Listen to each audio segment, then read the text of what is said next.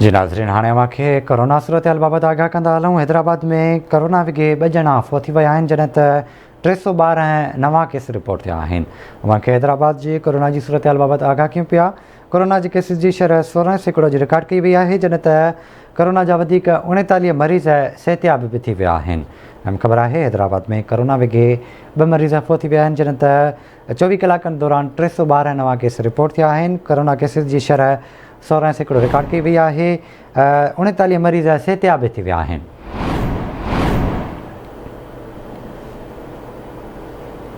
तव्हांखे आगाह कयूं पिया, हैदराबाद में कोरोना विघे 2 मरीज़ फ़ौत थी विया आहिनि, जॾहिं त 312 नवां केस साम्हूं अची विया आहिनि।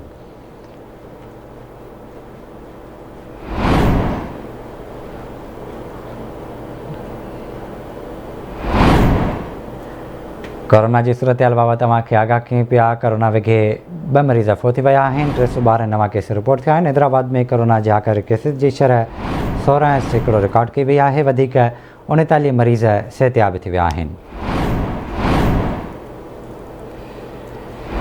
राब्तो कयो आहे हैदराबाद में सीनियर रिपोर्टर इरफान बुगिया सां। इरफान, कोरोना सूरतहाल बाबति अपडेट कजो। हैदराबाद में गुज़िरियल 24 कलाकनि दौरान कोरोना विघे वधीक 2 ॼणा फ़ौत थी विया आहिनि, जॾहिं त गुज़िरियल 24 कलाकनि दौरान 312 कोरोना जा नवां केसिस थिया आहिनि। सिहत खाते मूजिबि गुज़िरियल 24 कलाकनि दौरान कोरोना जी जेका हाकारी शरह आहे उहा वधी 16% थी वई आहे, जॾहिं त हैदराबाद में फ़ाल केसिस जो तादाद 2866 थी वियो आहे। गुज़िरियल 24 कलाकनि दौरान वधीक 2 ॼणा कोरोना सबबि पंहिंजूं हयातियूं विञाए वेठा आहिनि ऐं 312 नवां केसिस ज़ाहिर थिया आहिनि। जी ठीकु आहे इरफान, वॾी महिरबानी अव्हांजी तफ़सील खां आगाह करण लाइ।